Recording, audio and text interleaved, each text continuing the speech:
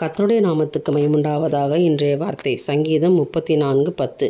சிங்கக்குட்டிகள் தாட்சியடைந்து பட்டினியாக இருக்கும், கர்த்தரை தேடுகிறவர்களுக்கோ ஒரு நன்மையும் குறைபடாது.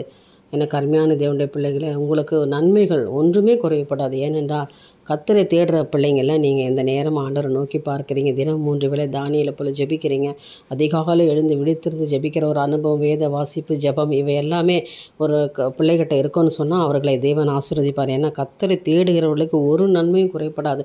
தீமையான ஒன்றும் ஆண்டவர் அனுமதிக்க மாட்டார். நன்மைகள் எல்லாவற்றையும் ஆண்டவர் செய்து முடிப்பார். ஏனென்றால் சிங்கக்குட்டிங்க கூட தாழ்ச்சி அடைந்து பட்டினியாக இருக்குமா, ஆனால் கர்த்தரை தேடுகிறவங்களுக்கு ஒரு நன்மை குறைபடாது. ஆண்டவரை விசுவாசிக்கிறவர்களுக்கு, கர்த்தரோடு கூட ஐக்கியப்படுறவர்களுக்கு, ஆண்டவரோடு கூட எல்லாவற்றையும் இணைந்து செய்கிற பிள்ளைகளை ஒருபோதும் ஆண்டவர் கைவிடுகிறது இல்லை.